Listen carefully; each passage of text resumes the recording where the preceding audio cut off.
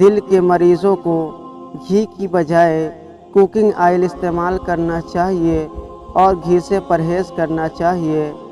کھانا کھانے کے بعد آدھی چمچی سونف کھانے سے آنکھوں کی روشنی بڑھتی ہے۔ مچھر زیادہ تر او گروپ کا خون پینا پسند کرتے ہیں۔ ٹھنڈا پانی گرم پانی سے زیادہ ہلکا ہوتا ہے۔ سردی کی کھانسی میں چاکلیٹ کھانسی سے 5 گنا زیادہ اثر دکھائی دیتی ہے، لہٰذا سردی والی کھانسی میں چاکلیٹ کھایا کریں۔ 15 منٹ کھانسنا جسم کے لیے اتنا ہی فائدہ مند ہے جتنا 2 گھنٹے سونا۔ نمک اور شہد سے دانت صاف کریں، دانت چمک اٹھے گی۔ سیب کی اتنی زیادہ اقسام ہیں کہ اگر ہر روز ایک نئی قسم کا سیب آپ کھانا شروع کریں تو 20 سال تک کھاتے رہیں گے۔ سستی اس طرح لوگوں کو ہلاک کرتی ہے جیسے سگریٹ نوشی۔ کٹا ہوا لیموں فریج میں رکھنے سے کسی قسم کی بو نہیں پھیلے گی۔ دل کے درد کے لیے 3 چھوٹی الائچی روزانہ کھائیے اور خود فائدہ محسوس کریے۔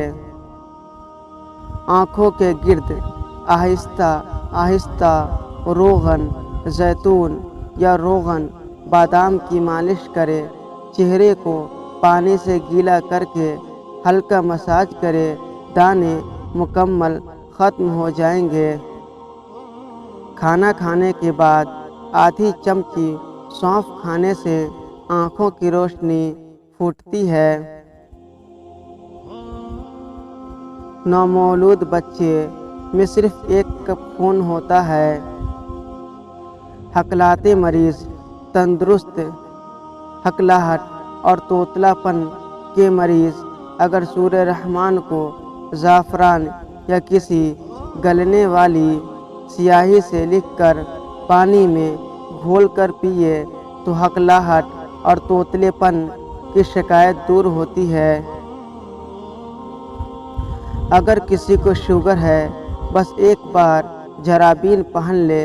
اگر کسی شخص کو شوگر ہے تو وہ 1 مہینے صرف سفید رنگ کی جرابین لے، لیکن بس یہ خیال رہے جرابین دن میں صرف 5 گھنٹے پہنیں، اس سے زیادہ نہیں۔ انشاءاللہ افاقہ ہوگا۔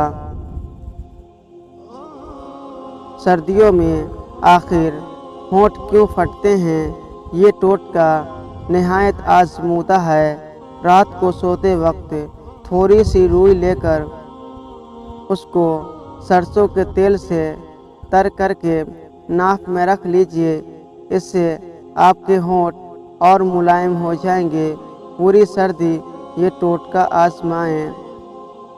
اگر ہاتھ جل جائے تو فوراً سرسوں کا تیل جلے ہوئے حصے پر لگائیے، چھالے نہیں پڑیں گے۔ میتھی کی سبزی بنا کر کھائیے، کمر درد جاتا رہے گا۔ دانت ٹوٹ جائے تو 1 ٹماٹر کا رس دانت کی جگہ پر لگائیے، نیا دانت نکل آئے گا۔ منہ میں چھالے نکل آئے، سیب کا رس پی لیجئے، منہ کے چھالے ختم ہو جائیں گے۔ پالک کا پتا چہرے کے رگڑنے سے 3 دن میں چہرے کی چربی پگھل جائے گی۔